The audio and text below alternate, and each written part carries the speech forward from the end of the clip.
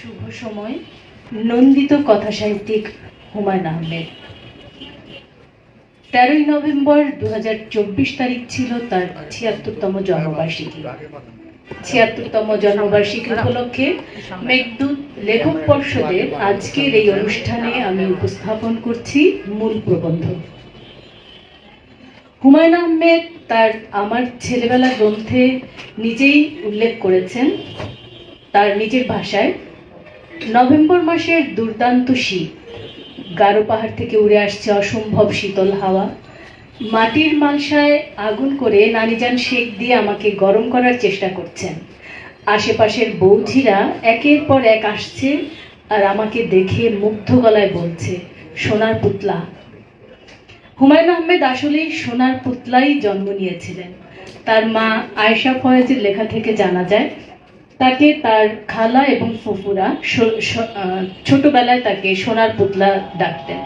হুমায়ুন আহমেদ ছিলেন 24 ঘন্টার লেখক। তিনি গড়ে প্রতিদিন 20 পৃষ্ঠা করে লিখতেন। যদি হাতে লেখা হিসাব করা যায় তাহলে তাতে শব্দ সংখ্যা হয় 10,000। তার প্রকাশিত বই 322টি, মতান্তরে 368টি। হুমায়ুন আহমেদের লেখার গুরু হিসেবে তিনি মানতেন মানিক বন্দ্যোপাধ্যায়কে। তিনি নিজেই এক প্রবন্ধে এটি স্বীকার করে গেছেন। এরপর জন স্টেইনব্যাকের লেখা দ্বারা তিনি প্রভাবিত। হুমায়ুন আহমেদের জন্ম 1948 সালের 13ই নভেম্বর তৎকালীন পূর্ব পাকিস্তানের, বর্তমানে সেটি বাংলাদেশ, ময়মনসিংহ জেলার অন্তর্গত নেত্রকোনা মহকুমার মোহনগঞ্জে তার মাতামহের বাড়িতে জন্মগ্রহণ করেন। তার গ্রামের বাড়ি নেত্রকোনা জেলার কেন্দুয়া উপজেলার কুতুবপুর গ্রামে। তার পিতা শহীদ ফয়েজুর রহমান আহমদ এবং মাতা আয়েশা ফয়েজ। তার পিতা একজন পুলিশ কর্মকর্তা ছিলেন এবং তিনি 1971 সালে বাংলাদেশের মুক্তিযুদ্ধ চলাকালীন তৎকালীন পিরোজপুর মহকুমার উপবিভাগীয় পুলিশ অফিসার হিসেবে কর্তব্যরত অবস্থায় শহীদ হন। তার ভাই অনুজ মোহাম্মদ জাফর ইকবাল দেশের একজন শিক্ষাবিদ এবং কথা সাহিত্যিক। সর্বকনিষ্ঠ ভ্রাতা আহসান হাবিব ব্রহ্ম সাহিত্যিক এবং কার্টুনিস্ট। তার 3 বোন হলেন সুফিয়া হায়দার, মমতাজ শহীদ ও রোকসানা আহমদ। হুমায়ুন আহমেদ তার বাবা বিভিন্ন স্থানে অবস্থান করায় তিনি বিভিন্ন স্কুলে লেখাপড়ার সুযোগ পেয়েছেন। তার প্রাতিষ্ঠানিক শিক্ষা জীবন শুরু হয় 1955 সালে সিলেটের কিশোরী মোহন পাঠশালায়। সেখানে তিনি 1959 সাল পর্যন্ত পড়াশোনা করেছিলেন। তিনি 1963 সালে বগুড়া জেলা স্কুলে 9ম শ্রেণীতে ভর্তি হন এবং 1965 সালে তিনি এই বিদ্যালয় থেকে ম্যাট্রিক পরীক্ষা দেন এবং রাজশাহী শিক্ষা বোর্ডে 2য় স্থান অধিকার করেন। পরে তিনি ঢাকা কলেজে ভর্তি হন এবং সেখান থেকে বিজ্ঞান বিভাগে উচ্চ মাধ্যমিক পাশ করেন। তিনি ঢাকা বিশ্ববিদ্যালয়ে রসায়ন শাস্ত্র অধ্যয়ন করেন এবং প্রথম শ্রেণীতে বিএসসি সম্মান ও এমএসসি ডিগ্রি লাভ করেন। তিনি হাজী মোহাম্মদ মুহসিন হলের আবাসিক ছাত্র ছিলেন। 1971 সালে হুমায়ুন আহমেদের বয়স ছিল 23 বছর।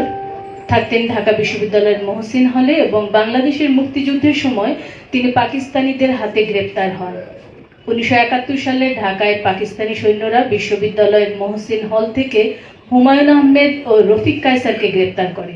প্রথমে চড় থাপ্পড় লাঠি দেয় এবং পরে তাদেরকে চেয়ারে পা রেখে পিটিয়ে টানা 3 দিন রেখে দিয়েছিল। 1973 সালে ময়মনসিংহে অবস্থিত বাংলাদেশ কৃষি বিশ্ববিদ্যালয়ে প্রভাষক হিসেবে তার কর্মজীবন শুরু করেন। এরপর তিনি ঢাকা বিশ্ববিদ্যালয়ের রসায়ন বিভাগে যোগদান করেন 1974 সালে।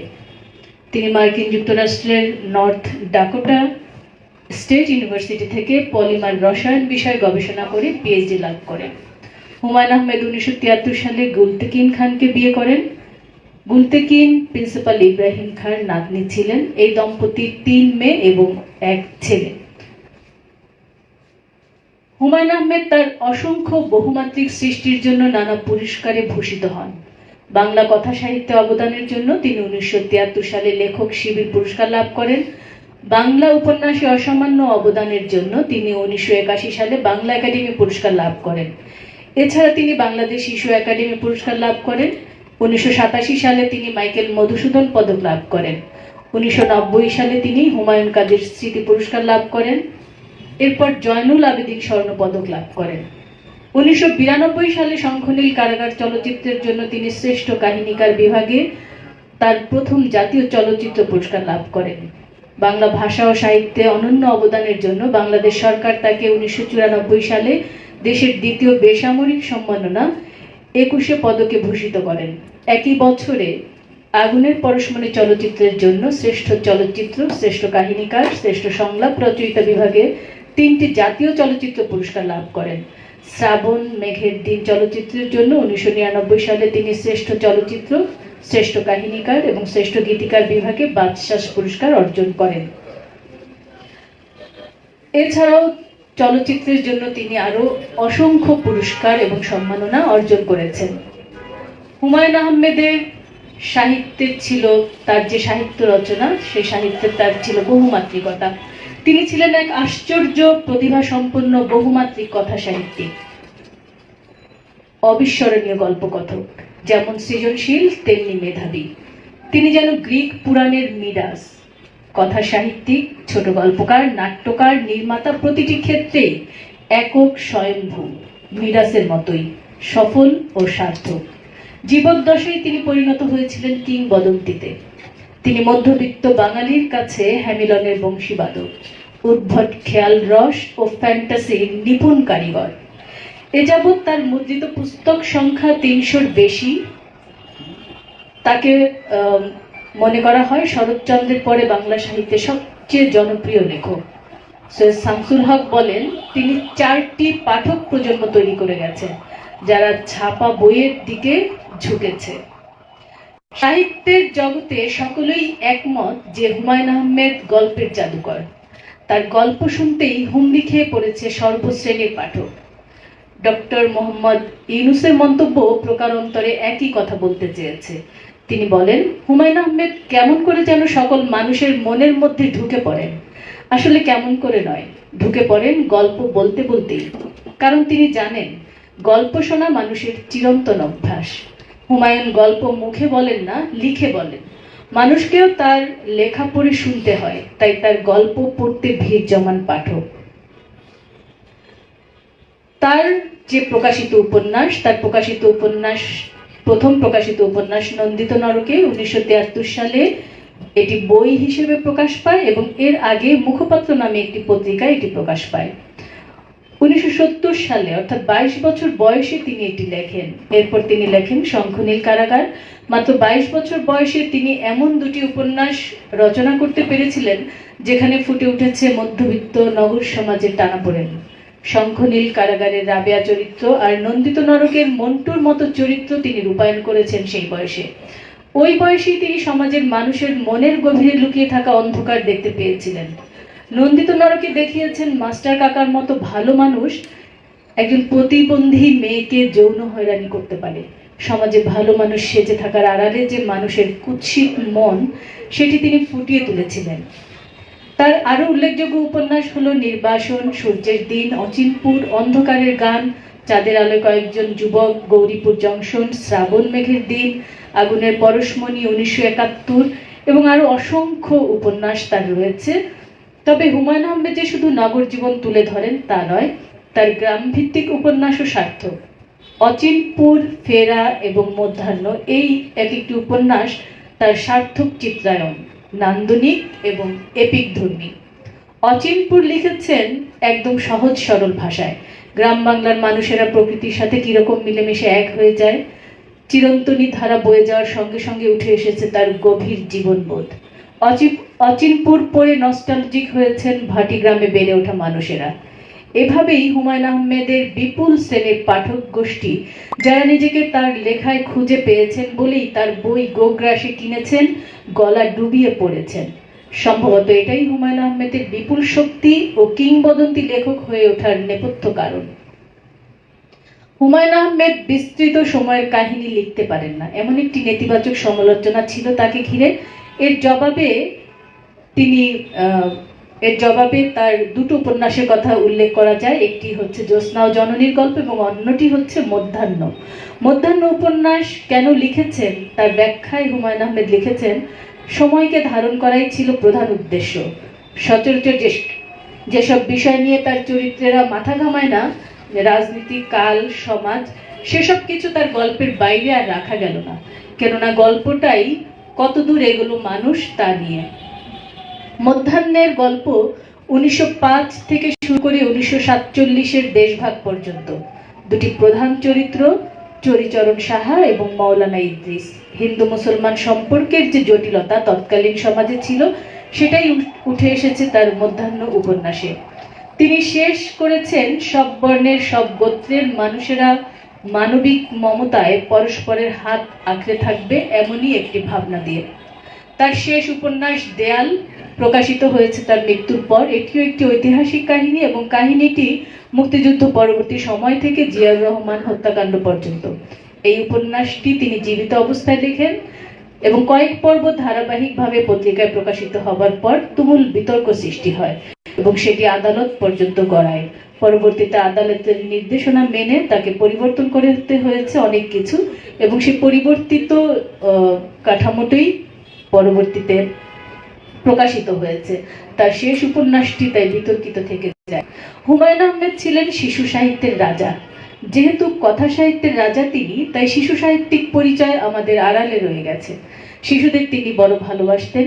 কৌতুকপ্রিয় হুমায়ুন আহমেদ পরিহাস ছলে বলতেন, ছোটদের জন্য যদি না লিখি তবে ওরা বড় হয়ে একদিন আমার বই পড়বে না।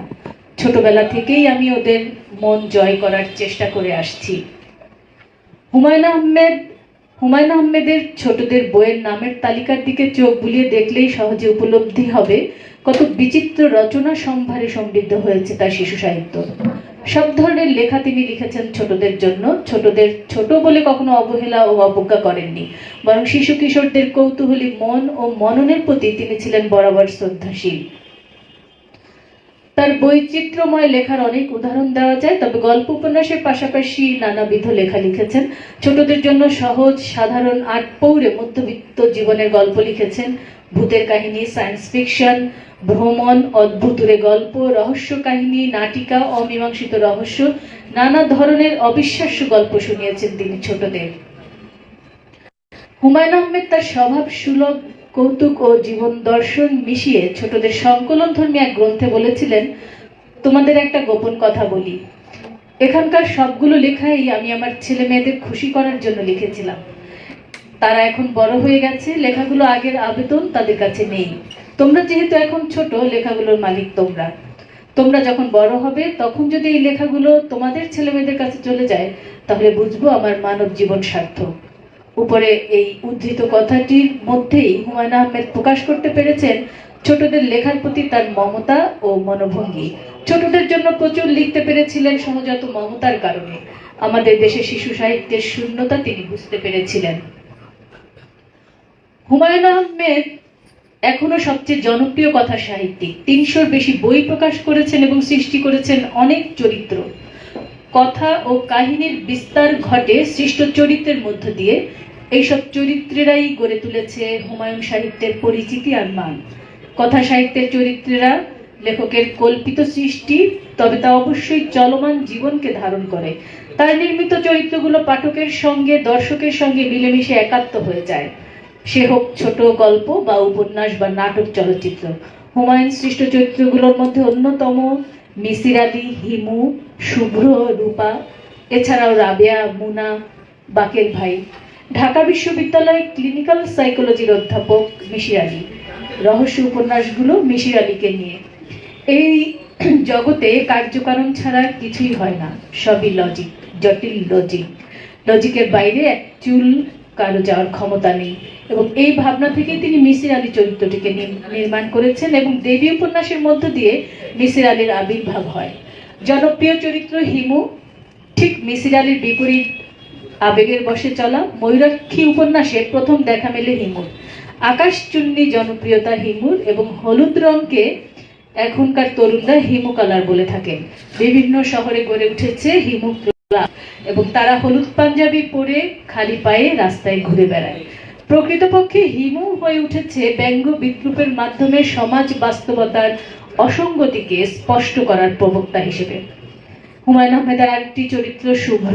শুভ্র ধনির ছেলে, দৃষ্টি প্রতিবন্ধী, তবে যাবতীয় স্নিগ্ধতার প্রতীক হিসেবে তিনি চরিত্রটিকে নির্মাণ করেছেন। এছাড়া রাবেয়া, মন্টু এসব চরিত্ররাও বাস্তব হয়ে উঠেছে তার নির্মাণে। উপন্যাস ছাড়াও নাটকের চরিত্রগুলো জনপ্রিয়তার তুঙ্গে। এক্ষেত্রে কোথাও কেউ নেই এর বাকের ভাই চরিত্রটির কথা উল্লেখ করা যায়। সে সময়ে বাকের ভাইকে ফাঁসির রায়ের বিরুদ্ধে টিএসসিতে মিছিল হয়েছিল। সারা দেশের টিভি দর্শক কেঁদেছিলেন বাকের ভাইয়ের ফাঁসিতে। তার কাল্পনিক চরিত্র আমাদের আচরণকে প্রভাবিত করতে পেরেছে এবং এর আরেকটি উদাহরণ দেই। একটি পাখির মুখ থেকে তিনি বলিয়েছিলেন একটি নাটকে, তুই রাজাকার, এবং সেটি দারুণভাবে সাড়া পেয়েছিল। হুমায়ুন আহমেদের সৃষ্ট চরিত্রেরা জীবন্ত এবং আকর্ষণীয়। এই আকর্ষণী পাঠক হিসেবে আমাদেরকে ধরে রাখে।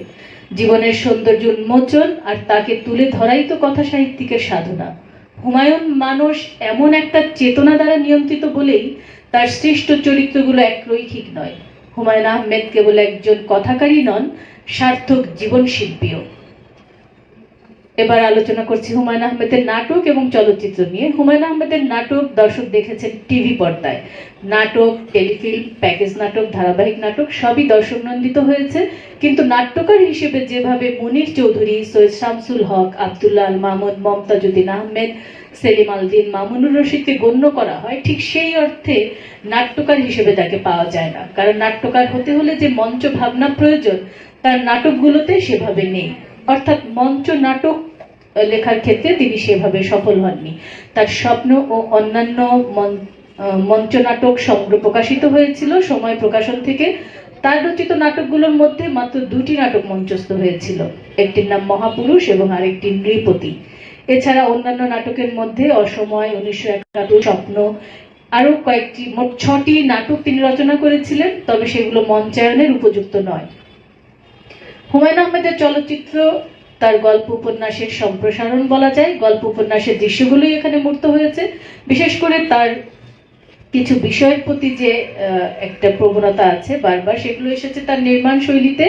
তার উল্লেখযোগ্য চলচ্চিত্র হচ্ছে আগুনের পরশমণি, আমার আছে জল, চন্দ্রকথা, শ্যামল ছায়া, ঘেটুপুত্র কমলা, শ্রাবণ মেঘের দিন, দারুচিনি দ্বীপ। প্রায় বেশিরভাগ চলচ্চিত্রে তিনি জোছনা, বৃষ্টি, সমুদ্র, তার যে এই ভালোবাসার জিনিসগুলো চলে এসেছে। মুক্তিযুদ্ধ ভিত্তিক চলচ্চিত্র আগুনের পরশমণি দারুণ জনপ্রিয় হয়েছে। এছাড়া সর্বশেষ ছবি ঘেটুপুত্র কমলাতে তিনি সমকামিতার বিষয়টি নান্দনিকভাবে ফুটিয়ে তুলতে পেরেছিলেন। হুমায়ুন আহমেদের লেখা গানের বেশ কয়েকটি সিডি প্রকাশ করেছেন Sangeeta complex, laser vision, G series এবং ফাহিম মিউজিক। তার বেশ কিছু গান জনপ্রিয় হয়েছে। এর মধ্যে সাবিনা ইয়াসমিনের কণ্ঠে বর্ষার প্রথম দিনে, আমার ভাঙা ঘরে, সুবীর নন্দীর কণ্ঠে ও আমার উড়াল পক্ষীরে, একটা ছিল সোনার কন্যা, শাওনের কণ্ঠে যদি মন কাঁদে, চলে এসো, আমার আছে জল ইত্যাদি। হুমায়ুন প্রচলিত গীতিকার নন, নাটক সিনেমার প্রয়োজনে লিখেছেন গান এবং সুরকারের হাতে পড়ে তা হয়ে উঠেছে গান। হুমায়ুন আহমেদের লেখা 12টি গান নিয়ে সিডি আমার আছে জল বের করেছিলেন। সুর ও সঙ্গীত করেছিলেন এসআই টুটুল এবং হাবিব ওয়াহিদ। গানের পুরনো আদল বদলে ফেলেছেন হুমায়ুন। যদি নিজে সুরকার হতেন তাহলে তা হতো তার একক সৃষ্টি। তাই তার রচিত গানগুলো যে সুরের মাধ্যমে আবেগটি প্রকাশ করতে পেরেছে সবসময়, তা ঠিক বলা যায় না। তার রচিত সবশেষ গান কণ্ঠে ধারণ করেন বারী সিদ্দিকী। গানের কথা হলো, কেহ গরিব অর্থের কাছে, কেহ গরিব রূপে, এই দুনিয়ায় সবাই গরিব, কান্দে চুপে চুপে। অসুস্থ সময় তিনি চিরকুটে গানটি লিখে পাঠিয়ে দিয়েছিলেন বারী সিদ্দিকীর কাছে। তিনি পরবর্তীতে সুর দিয়েছেন এবং তার কণ্ঠে গানটি রেকর্ড করেছেন। হুমায়ুনের গানে প্রকাশ পেয়েছে তার নিজস্ব জীবনবোধ। যেমন একটি গানে তিনি চাঁদনি পশর রাতে মৃত্যু চেয়েছেন। এটি বিভিন্ন গল্পেও নানা সময় এসেছে। এছাড়া তার গানে প্রকাশ পেয়েছে প্রেম চেতনা, প্রকৃতির চেতনা এবং জীবন বাস্তবতা। হুমায়ুন আহমেদের কবিতার সংখ্যা খুবই কম। কাব্যগ্রন্থ গৃহত্যাগী জ্যোৎস্না শিরোনামে একটি কাব্যগ্রন্থ বের হয়েছিল, সেটি মূলত বিভিন্ন উপন্যাসে লেখা তার কবিতাগুলোরই সংকলন। এছাড়াও হুমায়ুন আহমেদের সাথে ব্যক্তিগত চিঠিগুলো প্রকাশ করেছেন তার এক ভক্ত পাঠক শাহানা কায়েস। তিনি নিয়মিত চিঠি লিখতেন তার সেই ভক্ত পাঠককে। তার মৃত্যুর পর তার মায়ের একটি গ্রন্থ বেরিয়েছিল, তার মা আয়েশা ফয়েজ বের করেছিলেন। তিনি তার ছেলের মৃত্যুর পর একটি ডায়েরিতে কথা বলতেন ছেলের সাথে, সেটি চিঠি আকারে প্রকাশ পেয়েছে। ব্যক্তি হুমায়ুন আহমেদ, এতক্ষণ আমরা জানলাম সাহিত্যিক বহুমাত্রিক হুমায়ুন আহমেদ, কিন্তু ব্যক্তি হুমায়ুন আহমেদ ছিলেন, তার যে রসবোধ ছিল অত্যন্ত তীক্ষ্ণ। তিনি মানুষকে চমকে দিতে পছন্দ করতেন, ভয় দেখানো, মজা করা, অদ্ভুত কাণ্ড কারখানা করা। ছোটবেলায় তিনি ছিলেন ভীষণ দুষ্ট, বিশেষ করে অদ্ভুত সব কাজ করা ছিল তার নেশা। যেমন একদিন ছোটবেলায় তিনি একবার গাছের সব কাঁঠাল পেরে ফেলেছিলেন। আবার কখনো তিনি লঙ্গরখানায় ছোট বোনকে নিয়ে খেতে চলে যেতেন। তার মা আয়েশা ফয়েজের স্মৃতিচারণে এই তথ্যগুলো উঠে এসেছে। হুমায়ুন আহমেদ ছোটবেলায় এক অলৌকিক শক্তির অধিকারী ছিলেন বলে তার মা বলেছেন। একবার তার নানু বাড়িতে গিয়ে ঘুম থেকে জেগে গভীর রাতে তিনি বলেছিলেন, আম্মা, আমি গরুর কথা বুঝতে পারি। আবার কখনো কবরস্থানে গিয়ে তিনি বসে থাকতেন, সাইনবোর্ডে লাগানো মৃত ব্যক্তির নাম ঠিকানা পড়তেন। শিশুদের প্রতি ছিল তার অগাধ ভালোবাসা। হুমায়ুন আহমেদ খুব কম কথা বলতেন, তবে তিনি খুব আড্ডাপ্রিয় ছিলেন। তবে যার সাথে মিশতেন তাদের নিয়ে আড্ডা দিতেই তিনি পছন্দ করতেন। তার ধানমন্ডির বাসার আশেপাশে অনেক শিল্পীদের ফ্ল্যাট ছিল। প্রায়ই সবাইকে ডেকে এনে নিজ বাসায় তিনি আড্ডা দিতেন। এছাড়া তিনি ছিলেন বৃক্ষপ্রেমিক এবং প্রকৃতি প্রেমী। তার যে নুহাসপল্লী, সেই নুহাসপল্লীর নির্মাণশৈলী দেখলেই বোঝা যায় যে তিনি বৃক্ষপ্রেমী ছিলেন। এছাড়াও সমুদ্রের প্রতি ছিল তার অগাধ টান। সেন্ট মার্টিনে বানিয়েছিলেন সমুদ্র বিলাস নামে একটি বাড়ি। হুমায়ুন আহমেদের ধর্মচেতনাও প্রকাশ পেয়েছে তার লেখায়। মৃত্যুর কিছুকাল আগে হুমায়ুন আহমেদ নবীজির জীবনী লিখতে চেয়েছিলেন। সৃষ্টিকর্তা সম্পর্কিত তার ভাবনা ও ধর্মানুভূতি অন্যরকম। কোনো রাগঢাক নেই, আলাদা কোনো দর্শন নেই, একেবারে চিরপ্রচলিত। তার ব্যক্তিগত স্মৃতিকথা, ডায়েরি এবং চিঠিপত্র থেকে তার প্রকৃত মানুষ চেতনা খুঁজে পাওয়া যায়। অন্য প্রকাশ থেকে তার প্রকাশিত কয়েকটি গদ্য লেখায় তার এই ধর্মচেতনা প্রকাশ পেয়েছে এবং হুমায়ুন আহমেদের ধর্মচেতনা বিকশিত হয়েছে তার শৈশব কৈশোরের পটভূমিতে। তিনি ফাউন্টেন পেন নামক একটি গ্রন্থে 19 পৃষ্ঠায় তিনি বলেছেন, আমি এসেছি অতি কঠিন গোঁড়া মুসলিম পরিবেশ থেকে। আমার দাদা মাওলানা আজিমুদ্দিন আহমদ ছিলেন মাদ্রাসা শিক্ষক, তার বাবা ছিলেন পীর। আমার দাদা বাড়ি এখনো মৌলভী বাড়ি নামে পরিচিত। তিনি কখনোই ইসলাম ধর্ম নিয়ে ছাড় দেননি। বিদেশে ধর্ম নিয়ে কেউ খোঁচা দিলে তিনি যুক্তি দিয়ে তার উত্তর দিয়েছেন। তিনি যত জায়গায় পেরেছেন একটা করে নামাজ ঘর বানিয়েছেন যাতে প্রার্থনা করা সহজ হয়। এর পটভূমিও তিনি বর্ণনা করেছেন। তিনি তার এক লেখায় বলেন, নামাজ ঘর করার চিন্তা যতটা না ধর্মীয় ভাব থেকে এসেছে, তার চেয়ে বেশি পশ্চিমবঙ্গের লেখকদের বই পড়ে এসেছে। তাদের বইয়ে দেখি একটা ঠাকুর ঘর আছে, পূজা ঘর আছে, তার প্রতিটি বাড়িতে একটা অংশ আলাদা করে রাখেন উপাসনার জন্য। এই কাজটা আমরা করি না, আমরা প্রার্থনার জন্য আলাদা জায়গা রাখি না। তিনি এটি বলেছেন কালের কণ্ঠে প্রকাশিত তার একটি কলামে। সমকালীন বিশ্ব সাহিত্যের ইতিহাসে কোন লেখক শিল্পীর আস্তিকবাদী অবস্থানের এমন সহজ সরল দৃঢ় উত্তর একেবারেই বিরল।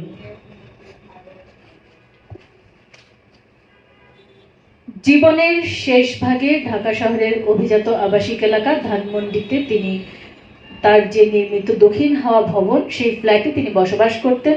খুব ভোরবেলা ওঠা অভ্যাস ছিল তার। ভোর থেকে সকাল 10টা-11টা অবধি লিখতেন। মাটিতে বসে লিখতে স্বচ্ছন্দ বোধ করতেন। কখনো অবসর পেলে ছবি আঁকতেন। 2011 সেপ্টেম্বর মাসে সিঙ্গাপুরে ডাক্তারি চিকিৎসার সময় তার দেহে কোলন ক্যান্সার ধরা পড়ে। তিনি নিউ ইয়র্কের মেমোরিয়াল স্লোয়ান কেটারিং ক্যান্সার সেন্টারে চিকিৎসা গ্রহণ করেন। তবে টিউমার বাইরে ছড়িয়ে না পড়ায় সহজে তার চিকিৎসা প্রাথমিকভাবে সম্ভব হলেও অল্প সময়ের মাঝেই তা নিয়ন্ত্রণের বাইরে চলে যায়। 12 দফায় তাকে কেমোথেরাপি দেওয়া হয়েছিল। অস্ত্রোপচারের পর তার কিছুটা শারীরিক উন্নতি হলেও শেষ মুহূর্তে শরীরে অজ্ঞাত ভাইরাস আক্রমণ করায় তার অবস্থা দ্রুত অবনতির দিকে যায়। কোলন ক্যান্সারে আক্রান্ত হয়ে দীর্ঘ 9 মাস চিকিৎসাধীন ছিলেন। কৃত্রিমভাবে লাইফ সাপোর্টে রাখার পর 19 জুলাই 2012 তারিখে তিনি নিউ ইয়র্কের বেলভু হাসপাতালে মৃত্যুবরণ করেন এবং পর তাকে তার যে নুহাসপল্লী সেখানে তাকে দাফন করা হয়। হুমায়ুন আহমেদ আজ আমাদের মাঝে অনুপস্থিত, কিন্তু সত্যি কি তিনি অনুপস্থিত?